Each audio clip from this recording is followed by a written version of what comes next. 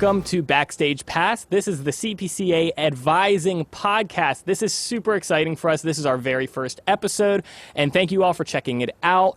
Today, we have our very own senior advisor for the CPCA. She's been with Temple for a while now, earning her BA in Geography and Urban Studies with minors in General Business Studies and History. And she also got her Master in Education of Adult and Organizational Development from Temple. Leanna Arnold is an owl through and through, and we are so excited to have her on this show and get to know her better. Leanna, how are you doing? I'm great. Thank you so much for having me. I'm so excited to be the first episode of the podcast. The very first one. Who would have known? It's great. A podcast for the advising office. I'm super excited. I don't know about you. Before we go any further, let me introduce you. My co-host here is Sarah. Sarah is pretty much the backbone of everything that we do here, and I cannot be here without her. So Sarah, introduce yourself. OMG. Hello, I'm Sarah Baranek. I'm a junior here at Temple, and I'm a theater major, so I'm here, and I'm so happy to be here. And if you don't know me yet, my name is Ben Masholi. I will be your host for today. I am a music technology major here at Temple. If you ever want to get to know us a little more, you can always email the advising office, or you can go to our Instagram page, which is CPCA_advising, and you can DM us there for any questions or concerns you have. But with that said, let's roll on with this episode. So first of all, this is a Temple podcast. So what would be a Temple podcast if we didn't talk about Temple? You know what I mean? So I know for me, there's spots on campus that I like to go to and spots that I'm constantly going to all the time for if it's like food or if it's like a hangout spot or a place to do like homework or something like that. I'm kind of curious, like, is there a specific spot on campus that you are like always drawn to go to, always just thinking like, oh, like I'm going to go here today, even though I went there yesterday. And it's just like a place that you constantly want to go to. Yeah, when I was a student, actually, when I was a peer advisor, I used to work in 1810 Leah Corus Walk, and it was right by the Bagel Hut. So I would often start my mornings off by going to the Bagel Hut, getting myself a bagel with veggie cream cheese and coffee. I know it's only Maxwell House, or it used to be, but for some reason it was the best coffee on campus. So I would often find myself at the Bagel Hut. But these days, yeah, I've been trying to go to more food trucks around campus because I've been here for so long and there's still so many I haven't tried yet. But tried and true, crepe truck all the way. It's always the best one, and I love that they have the seating there right by Tyler School of Art, too, and Presser Hall. So, yeah, that's one of my go-tos for sure. What's your go-to crepe, though? That's the real question. I go savory, believe it or not, and I always do veggie with ranch. Ooh, interesting. It sounds simple, but I don't know what they do. Some magic. It's really good. I don't know about you, Sarah. The veggie one, it's so good. It's so good. It hits different. Yeah, it does. I've actually have never been to the crepe truck. Oh my gosh. You gotta get your little card. You gotta get your little card that they like. There's a card? Snip every time you go. There's a punch card. They snip it every time. Punch card, that's what it's called. What does it do? I think it's like buy 9 crepes, get the 10th one free. Oh, so it's like a little just like promotion thing so that they get you to come back. Oh, okay. Absolutely. I see what I they're do. doing. I was going to say, I see what they're doing. That's smart. Works.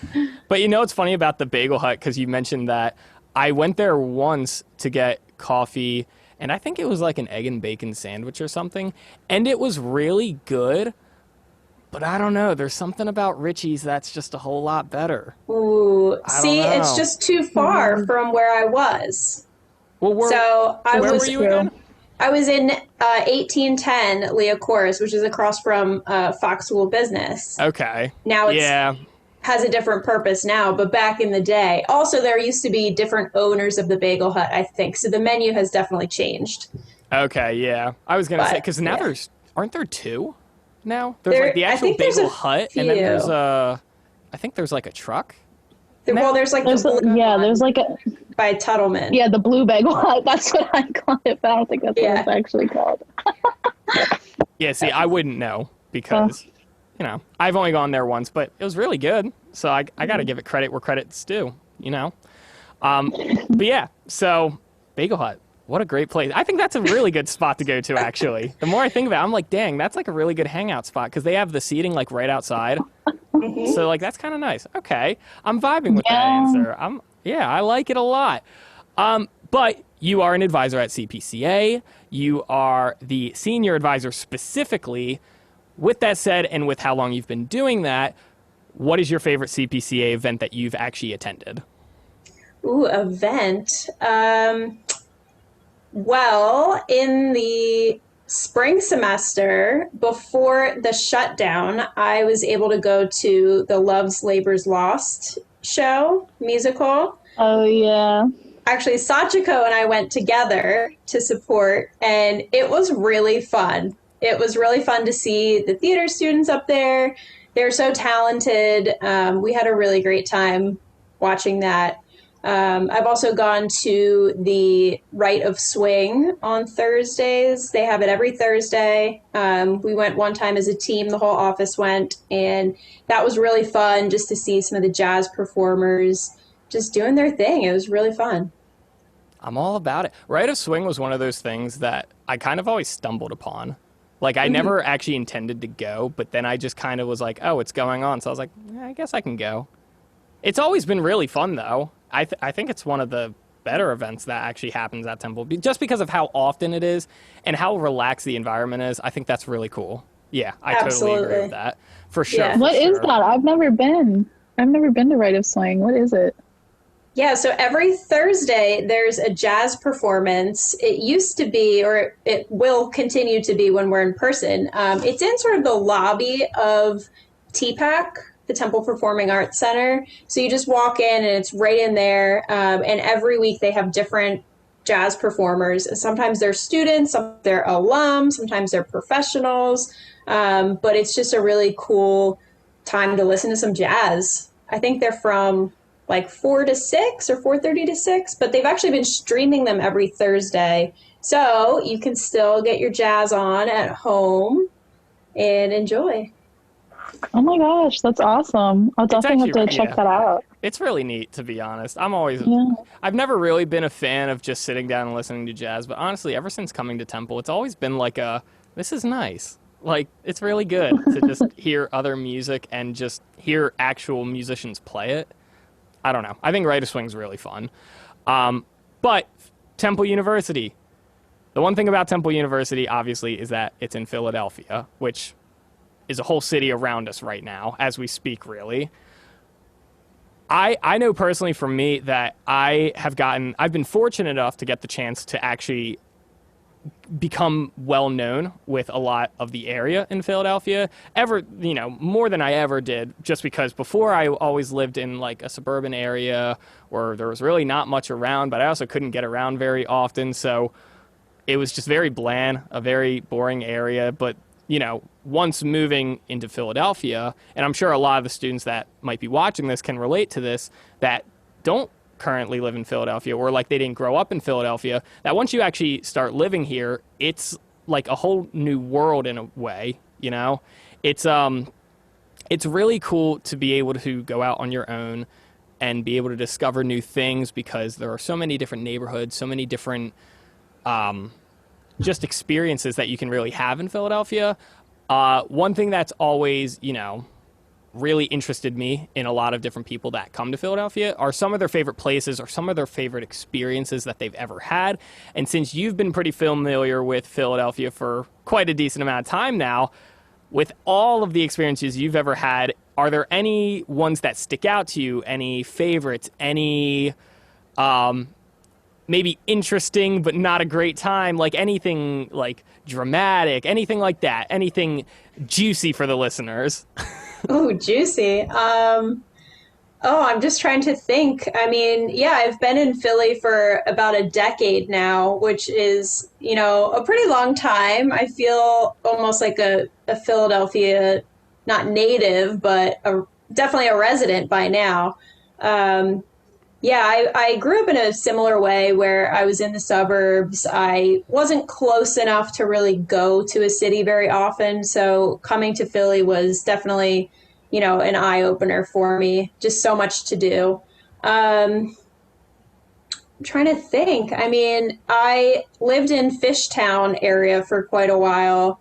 And I mean, I just love everything in Fishtown. Like, there's so many cool restaurants and just a lot of great food, and there's art. There's just a lot of stuff going on. So that's probably like my go-to area of the city right now. And then, yeah, I've been kind of trying to explore different pockets of the city to go on like hikes or nice walks.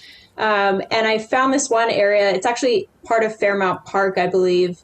And it's really strange because you're like on a road, there's a random horse stable, and then you go behind like these tennis courts and you're in the woods and you cannot hear any city noises, nothing. And you're just like walking around the woods. And then all of a sudden you're like right next to the highway and you're like, what? Like, I thought I was in the woods, but now I'm next to the highway. So that's always really strange. And then you're like in the woods again, it's quiet again. And I just think that that's a really interesting take on Philly, is that it's such a big city and you get the benefits of having a large city with resources and art and culture and just all these different experiences. But, you know, you can find these little hidden corners of the city to explore that you just don't even know that they're there until you seek them out and try something new.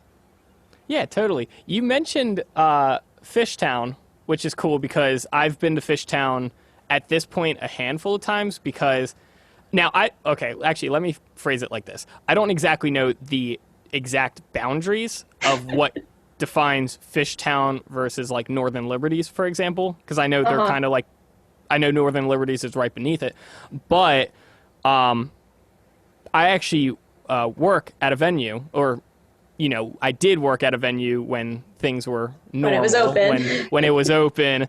That was in Fishtown, right on 4th and Girard. That was super cool. And so I'm familiar with Fishtown a lot. And actually, for my last birthday, I had an old friend of mine from high school actually take me out to a couple of different restaurants in Fishtown. And I didn't realize there was more to Fishtown than what there was. So, oh yeah. So if you were to have told me like, oh, there's all these great restaurants in Fishtown, like it's such a, I wouldn't have believed you because all I knew was like the venue I worked at. And I was like, yeah, I don't know about that. I see a lot of different buildings, like a lot of different businesses, but not restaurants, until I went a little further towards like Columbus Boulevard, like towards that way. And I was like, oh, I get it. It's like, it's super like, I don't know, very artsy almost, a lot of the restaurants, and very full of life. Yeah, it's a good time. But when you were talking about Fairmount Park and how it gets really quiet really quickly and you stop hearing the city, that scares me. That's so I feel like I've had a reverse, almost like a reverse culture shock living in the city for so long that when I go to the suburbs, like to my parents' house or like up to the Poconos, I get freaked out when I don't see like other people around. And I get this like dark, like, oh no, like something's gonna get me in the dark, because it's not dark in the city. Like, it's really strange to not have any other humans around. Oh, so for sure. Yeah, I've gotten accustomed to city life at this point. See, every time I think of woods now, I think of or just any woods that are very quiet. You guys remember that the thing with the clowns like 4 years ago? Yes. Oh my God! Do not even talk about that. That's what I think of when I think of like, oh, you're in the woods and all of a sudden you can't hear anything. I'm just like, nope. I've had too many experiences during that time when I was in high school where it was just like, oh, like this is a nice like drive and nice peaceful quiet woods, and then all of a sudden a clown's walking along the side. I was like, nope, never like it again. But it was funny because when that whole thing was going on, I forget exactly why, but I was constantly taking a route that was through like this very wooded area, and it was a good like 20-minute drive through woods, and more times than not I was going when it was dark out. So I'm someone that's deathly afraid of clowns. So I just don't like them. I think they're very creepy, and so that, I don't know. I think of Fairmount Park and all the quietness, because Fairmount Park's really cool for like I don't know if you've ever played disc golf or if anyone knows what disc golf is.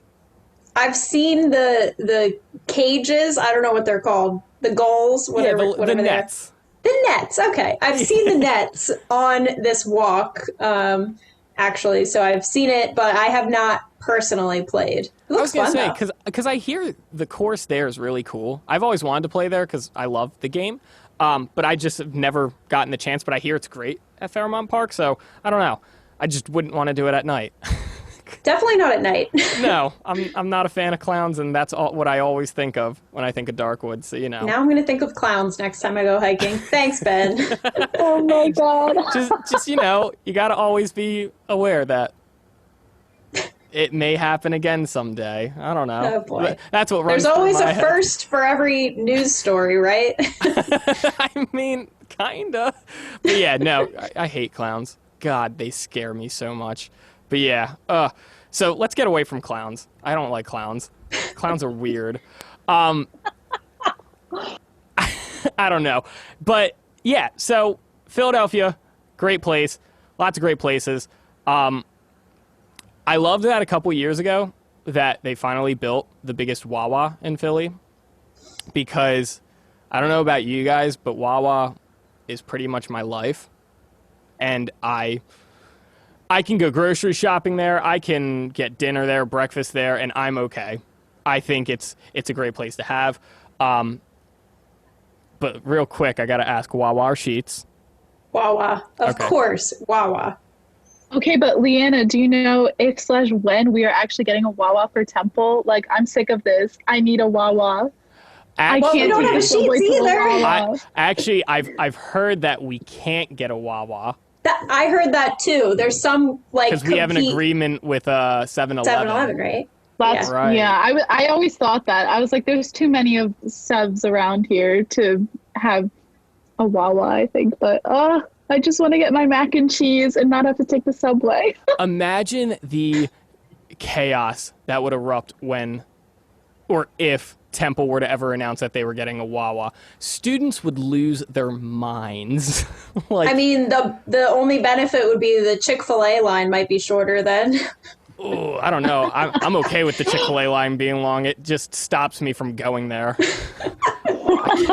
I know that is true. It does stop. I walk up the stack. I walk up the stairs, and I'm like, I guess it's Salad Works. I guess it's Salad Works today. Well, see, my go-to restaurant in the Sac is Which. Well, when you were able to customize your own sandwiches, because I got the same sandwich not every day, because that would sound really bad, but three out of the 7 days a week, and it was awesome. It was Wait, so good. customizing a sandwich though, does that sound like Wawa? Is it similar to Wawa sandwiches? Kinda. I think Which is a little more niche, where they have a couple more options, but Wawa does it too. And I'm not gonna knock Wawa sandwiches because they're pretty good too. I'm not gonna lie. So, but yeah, Which is the go-to place in my opinion. But you can't customize them now, now, because everything with the filling out with sharing a pen and filling it out, and they also got to keep the line moving. I think their pre-made and, their basic sandwiches that they have listed are great too. But man, I love customizing my own, I must say. It's so good. But we did talk about 7-Eleven and how there's a ton on Temple's campus. I know for me, I've been there a decent amount of times at this point. If I ever just need a quick snack or drink or something, just if I'm out and about. And Leanna, I'm sure you've been the same way. Go-to snack. Absolutely. Go. What's your go-to snack? From 7-Eleven? From 7-Eleven. Oh, man. And okay. let me tell you why you're wrong, but keep going. Oh, okay. All right. So I have I'll say two go-to snacks because they don't always have the one. They usually carry these Moshe's brand vegan sandwiches, and they have this one that is it's like a fake egg salad sandwich. So it's made with tofu. And I don't know why, but it's so good. It's my favorite. All of their sandwiches are good, but that's my favorite one, the eggless tofu sandwich. And they don't always have them. I don't even know if they carry them anymore. It's been a while, but that's my go-to. If I need a meal, that's my go-to. But if I really just want a snack, They're called Fun Bugs, and they're gummy bugs that have a liquid inside that is a different color. So you bite into the bug, and then it has a different colored goo that oozes out. What? And they're absolutely Yes, they're so good. Oh my god, Fun my bugs? roommates and I would my roommates and I would either get those or just like the regular gummy worms for dinner. Sometimes like that would just be our dinner. Yeah, and it's so like good. the 7-Eleven brand of gummy. So sometimes you can get them like 2 for $3 or something. But Yes, they always have deals, and then I'm like, let me get 5 packs. Like it's the deal. I have to get it. What does the pack? Is the packaging? Does it like look like? I'm looking it up right now because I've never heard of them. Oh wait, it's this. Fun Bugs filled candy. You can get it on Amazon. What? Fun Bugs gummy candy. 7-Eleven Select. Yeah, 7-Eleven Select. There we go. That's it. You found them. What is like the liquid inside? Is it just like Juicy centers, apparently. The catch-all like, term just for delicious goo. juicy delicious goodness. goo. Yeah. chewy juice fruity? 7 Select gummy Fun Bugs are a mix of great tasting fruit flavors with juicy centers that come with Fun Bug shaped treats. It's fun, shaped like a variety of bugs. More candy. For more fun and flavorful, high-quality candy, yada, yada, yada. What? I've never heard of these things. I'm going to have to get Seek them out. They're really good. But while we're on the topic of 7-Eleven, so I spent a year studying abroad in Japan at the Temple Japan campus, and they have 7-Eleven figured out. Their 7-Eleven in Japan is different than the US 7-Eleven because it's not like Wawa, but they have significantly more prepared foods and they're different. Obviously, like sushi and onigiri, like rice balls, like all of this other unique stuff. And instead of like the hot dog roller, they have like Japanese food that's heated right there that they can fetch for you. Oh, that sounds like good. It's way different. It's really good. I mean, I would eat there by choice for meals all the time. There was one right by campus. They're all over the city, and it was a good time. So it's a little sad coming back and having to deal with the U.S., but they do have Fun Bugs. I don't think they had Fun Bugs in Tokyo. I don't know if like if this is different in Japan, but was the color scheme of the actual 7-Eleven different? No, yeah, the branding and everything was the same. It's definitely the same company. That's interesting because I know some like international brands. One that sticks out to me is McDonald's, where you can find it all over the world.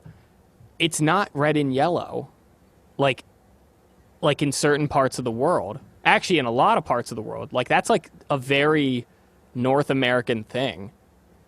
Like I feel like I've always seen it red and yellow, even in other countries. I've seen. Do you know where? Here, let me look it up real quick because I swear there's like a green and gray McDonald's. I did see a green. I think it might have been green and gray. I went to Arizona once, and I think like this one part, it might have been Sedona. I don't know. There was like this one part of Arizona where all of the McDonald's and all of the just like stores in general were all like greenish, like neutral colors because I guess they had this thing where if you were a chain, you had to like conform to their color scheme so that way it didn't take away from like the actual desert scene around you. So it was really nice because like nothing was like flashing lights, like here's my red and yellow McDonald's sign. It was just like everything was the same so that way it didn't take away from the beautiful landscape. So I love that.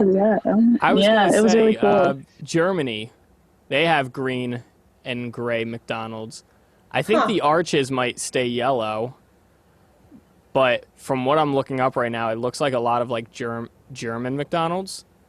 Where else did I just read it? It said a couple different European countries, but it hasn't like stated which ones. Yeah, I just thought that was really interesting though, because you know, after being really accustomed in the United States of America for 21 years of my life, it's like to find something like that out. It's such a like whoa kind of moment where I'm just like, that's so interesting.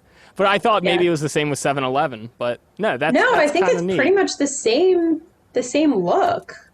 But I Okay, have another fun interesting. fact is that Kit Kats, okay, in the US, they're made by Hershey and they're pretty regular flavored. Occasionally they come out with something different. But in Japan, they're actually made by Nestle and they have like 300 flavors, and I've tried a lot of them because it was a hobby of mine, was going around trying all these different ones. Sometimes in certain parts of Japan you can only get that flavor. It's like a local flavor, so whenever I would travel I would look for them, and I've tried like over 100 different flavors and they're super random and interesting.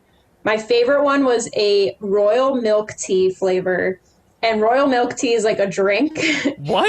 It's basically iced tea, but they put like milk and like a bunch of sugar in it, and they just bottle it up and sell it. And I don't know, I got really obsessed with it over there. And then they made a Kit Kat that tasted like that, and that was my favorite. And I could never find it again. Wait, I'm Sad. still baffled that there's over 300 different flavors of Kit Kat. Don't quote me on the number, but it's a lot. What? Yeah. Oh Like, my what are god, some- I've heard of that, and I've tried like a couple of them, but definitely not as many as you have. But like, it's so cool. I think I've always wanted to. I've seen like pictures of them on the internet, and I'm like, I want to eat that because I love Kit Kats. Yeah. Oh my gosh, I'm living under a cave. Or under a rock, not under a cave, because you can't live under a cave. In a cave. In a cave. Under a I'm rock. living in a cave that's actually under a rock. There we go. Yep. Quite literally, you can't even see anything around me right now. I didn't know. That's like mind-boggling. Now I'm gonna have to do more research on that later. That's crazy. But I'm glad that you actually brought up that you studied abroad at Japan, because that's something I want to bring up. What experience is that like? Because, you know, there's a whole different cultural shift that you have to get adjusted to. And I'm just curious, like, was it an easy adjustment? Was it a worthwhile experience? Is it something that you recommend students do? Absolutely. 100%. I know that we're in a tough time right now where studying abroad might not be possible, or might be more difficult, or might be less than the experience you had expected, but hopefully soon we can get back to normal. And I would definitely encourage students to try to work in a study abroad experience if possible. Japan is a great option. Obviously, we have a whole campus over there, so it's really robust. I haven't been since they moved the campus. They moved it recently, but I think there's more resources available there now because it's paired up with another university in Japan. But I had honestly the best time. It was my first year of school, so it was a very unique experience. My family actually moved over there for my dad's job, and the timing just really worked out. So I actually studied abroad my first year, and they were there. So culturally, it was great because I had them there. You know, we lived together. My freshman year roommates were my parents. But, you know, having them there as a support system was definitely part of what made the experience so enjoyable. And I lived there almost a full calendar year, and then I got to go back a couple times to visit them, which was great. But I mean, it was interesting because it was my first college experience was in Japan, in Tokyo, coming from the suburbs. I really appreciate Japan and Tokyo, and it made it really easy, believe it or not, even though things are so different over there. It all just kind of made sense. And of course, I tried to learn the language. I took some Japanese classes, so I was able to get around pretty well.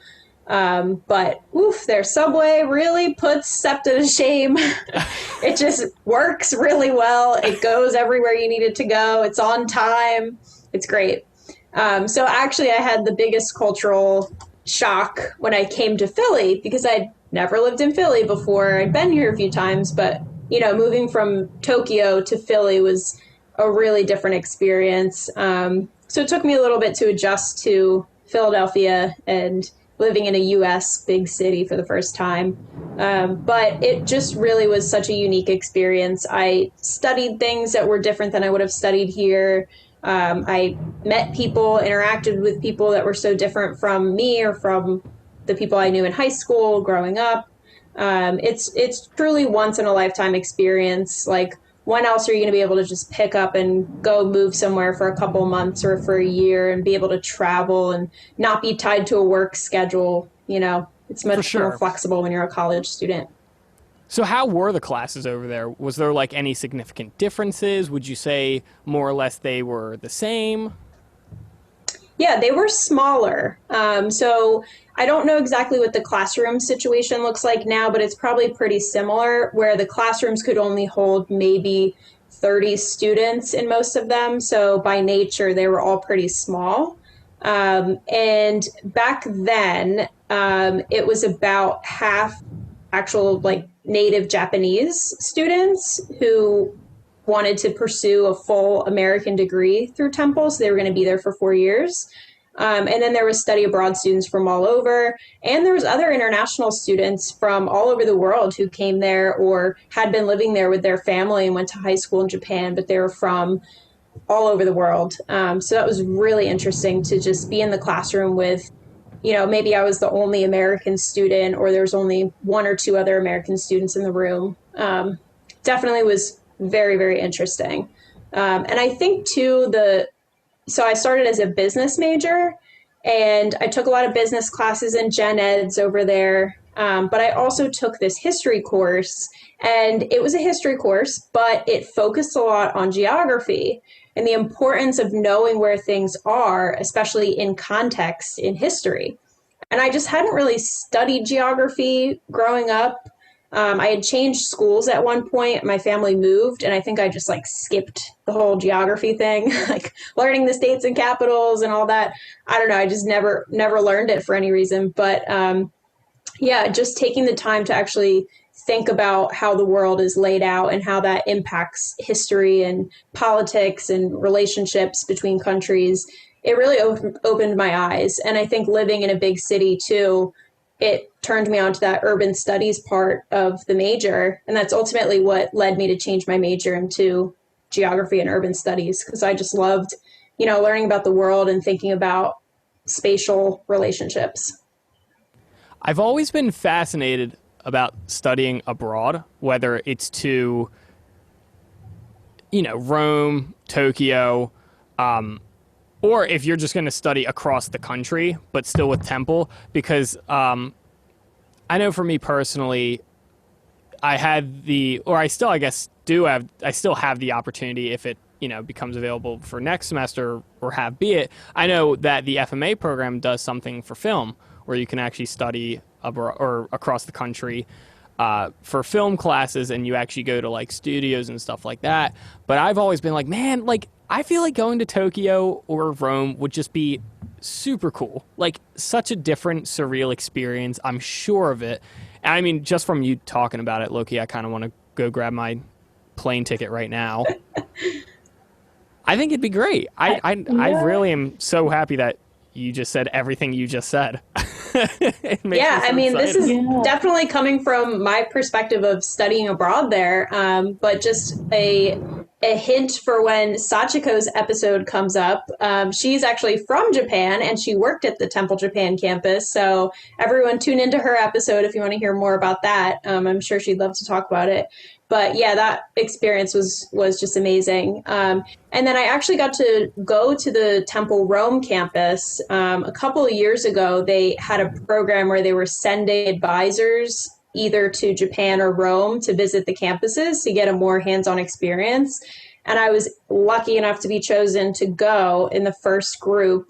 And I got to go and visit the campus, sit in on classes. I got to really experience life like the students for a week, and it truly opened my eyes because I feel like coming from Japan, I was always like, oh, Rome is lame compared to Japan. Like, come on, do something original. And then I went and I was like, okay, wait, Rome is actually really cool. The campus, the staff, the faculty, like, we're all so amazing. I'd never been to Italy, so I really had no room to talk. But after going, I mean, I just fell in love with it. And I would highly encourage any student to go. I know that they definitely have some options for music students, specifically like voice students, but also anything with art or photography or art history or languages, anything like that.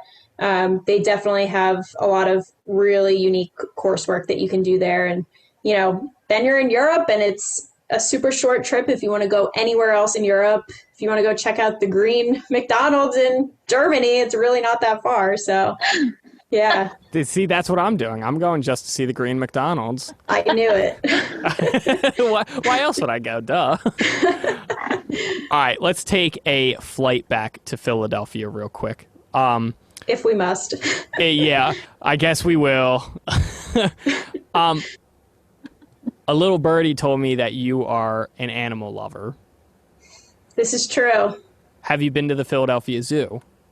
I have been to the Philadelphia Zoo. I have been to the zoo like 3 times in the last month. So I recently became a member of the zoo. I know once before, maybe when I was younger, I don't remember, but I have a niece and nephew, and I was like, what would make me a really cool aunt is if I get a zoo membership so that I can force them to hang out with me. That's right. Yeah, so I got a zoo membership, and now I feel like I just know all the animals by name, and I'm like, oh, they're doing this, they're doing that. I'm like, okay, that gorilla is Lewis. I can tell because he's like standing on his hind legs. The other ones don't do that. So yeah, I've been really enjoying it. That is awesome. Is there like a favorite part of the Philly Zoo? Oh, that's a good question. Now I'm taking a mental tour of the zoo. I've been enjoying the flamingos lately. They have a young flamingo who's gray, and it was very confusing to me at first, but I figured out that by reading a sign, of course, that they're gray when they're young. They don't get pink until later.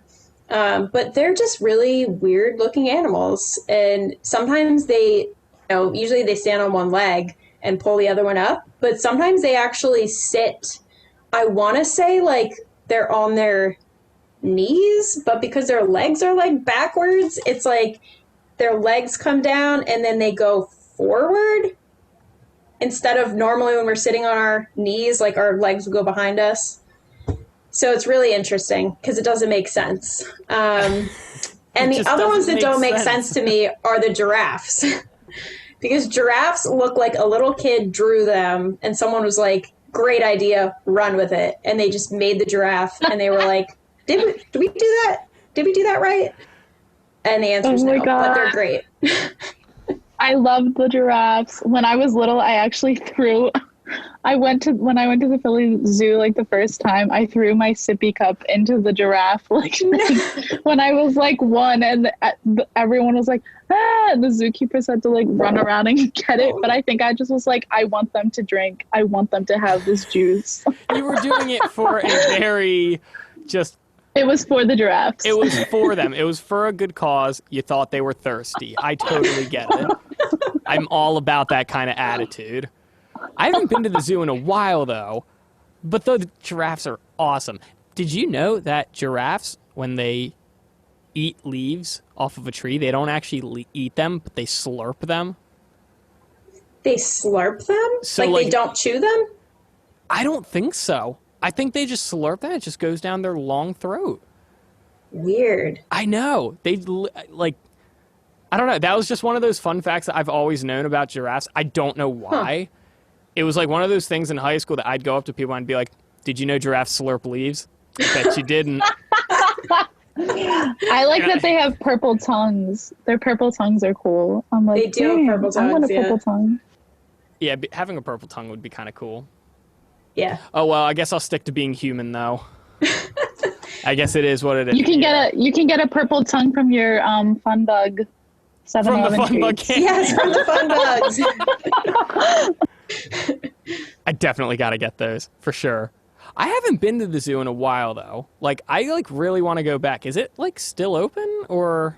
Yeah, it's open year-round, believe it or not. They're only open, Friday, Saturday, Sunday right now with pretty limited hours. They're trying to control, the number of people that go in, too. But yeah, they're open. Yeah, there you go. If you're a Temple student listening, boom. I just found you another thing you can do on the weekends. Absolutely.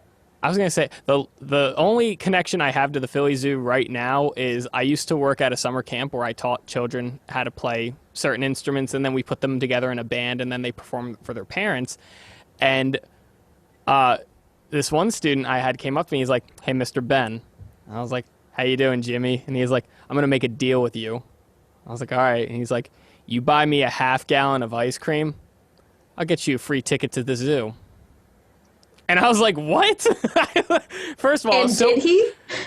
yeah, it was super. It was super out of left field. So I was like, "Okay, yeah. How are you going to do it?" And he's like, "My mom works there. I can get you free tickets no matter what." And Wow. I was like, "All right, I'm going to test that." So I literally got the kid a half-gallon of ice cream, and he showed up the next day with 2 tickets. He's like, "Here you go. A deal's a deal." And this kid's like 10. That's amazing. Yeah, so I have 2 free tickets to go to the zoo. They Wow. expire by the end of the year, but I'm gonna have to take them up. You're gonna have to go. You should go soon. Yeah, especially before it gets cold, just so I can actually enjoy going around and looking at all the animals. I think that'll be fun. Yeah, sad to say that my buddy Jimmy ate like half of that half-gallon of ice cream in that day, and I don't think his parents were very happy. But what flavor was it? That's what I want to know. So I got it from Brewster's. I've heard of this Brewster's. Oh my Like- God, I used to work at Brewster's. You Oh both my did, God. didn't Yeah, I was gonna say I used to work there too. You worked at Brewster's too? No way. Oh I my worked- God. I worked at the one in Glen Mills, Pennsylvania, right on the border of Delaware. So that's where I got the ice cream. A fellow scooper. Oh, that's right. When I see another scooper, I gotta salute. We went through it. I'm telling you. God, What was the flavor though? it was okay. So because Brewster's is like homemade ice cream, like in the back of the store. I don't know how it worked with the Brewsters you worked at, Sarah, but for us, we had like at least 24 flavors at all times that were out. And so the kid asked me, like, what flavors you got there today? Like, what are there today? So I was like, I don't know. I'd have to call like the owner and just ask him. And there's a flavor called Graham Central Station, and it is easily the best flavor that Brewster's provides. And so I told him, I'm going to get you that. And he's like, what if I don't like it? And I was like, you're going to like it. I got it for him, and he loved it. I love Oh it. my God, that one is so good. Graham Central Station is easily like S-tier ice cream. Ugh. I'm Gotta say, thinking graham cracker, caramel, cinnamon. so it's quite literally just a graham ice cream. Like, it's an actual graham flavored ice cream with graham cracker variegate. So like they Yeah. almost creamify it and then sprinkle it in, and then they put chocolate chips in it, and that's it. Ooh, It is- chocolate chips. Okay. It's That so sounds good. Oh, it's to die for. Shout out Brewster's, although I don't know if anyone will actually know what Brewster's is that listens to this, but I hope people do. Shout out Brewster's. We're not sponsored. We're not sponsored by We're not. No. Brewster's. Wait. But we could be. We could. Hey, if you are We an could be owner, wink wink. if you're an owner of Brewster's, reach out to us. Just go to our Instagram page at CPCA_advising and DM us. There you go. But yeah, so that's like the only tie I have with the zoo is that I got an innocent kid some very good ice cream, and his parents got mad at me for getting it for him, but I got my Philadelphia Zoo tickets, so it's totally worth it. You gotta go. I gotta go. That's for sure. All right. I'm thinking we've been on this for a while. I'm going to ask one more question. Favorite plant you have at home? My favorite plant that I have at home. I have one plant with me at the moment by my side all day, every day when I'm working. And it is my snake plant. Oh, you can't see it. It's my snake plant in my cat planter. That is awesome. And it's my tried and true. I like to think that it purifies all of the toxins from my computer out of the air. It's probably a lie. But I also love succulents. I actually have a couple here as well. I wasn't prepared to have crops. They genuinely live in my office. But my friend actually just sent this to me for my birthday. So there's a cool way you can just send people succulents as a little delivery and brighten their day, wish them happy birthday. So now I have these 3 beautiful little succulents, and they're also keeping me company. Send me that link. I'm going to send someone succulents for no reason now. Yeah, for real. Oh my God. Oh, I'm totally going to do that. They're so cute. I know. They're a plant that looks fake, but they're just not. Yeah, they're totally real. I definitely have to water them. They came with this like little eyedropper for like perfect watering. Ooh, so fancy. Hopefully I don't kill them. You are a plant mom, and you should be proud of yourself. Thank you. Yes. All right. To end this off, we're going to do a game. Okay. This game is almost kind of what we've been doing this whole time, but it's our little version of this or that. We're going to give you 2 things, and you have to pick which you like better. You can elaborate if you'd like. You could leave it very, ominous and not explain, and let people figure out why. So we made this temple edition. So there are 5 temple-related ones, and then 5 general-related ones. Okay. All right. I would usually say we're going to get a timer up and you're going to be pressured to do it in under a minute. But because I want you to explain if you want to, I'm not going to do that here. So, you ready? Yes. Saxby's or Richie's? Saxby's. Charles or Paley? Charles did not exist when I was a student. So 3rd floor of Paley where there was no internet service and I had to force myself to do my work by hand because it was a while ago. Yep. All right. Maxie's or Philly style? Maxie's. Okay. J or H? J, only because I had a lot of friends that lived there, and that was my residence hall that I stayed in at my orientation. So some memories there. Okay. Boyer or FMA?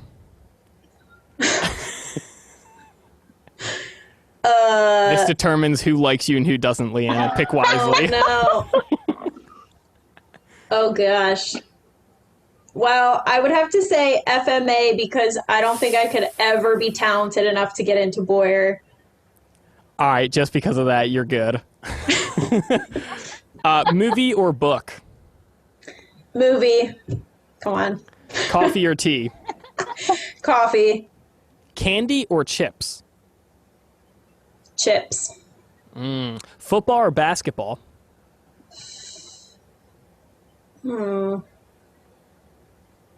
Basketball. Are you a Sixers fan through and through? I'm not really. I don't know. I feel like watching it on TV, like, it's shorter and more fast-paced, but, like, it's fun to go to a football game. Yeah, I think that's a hard one. So yeah.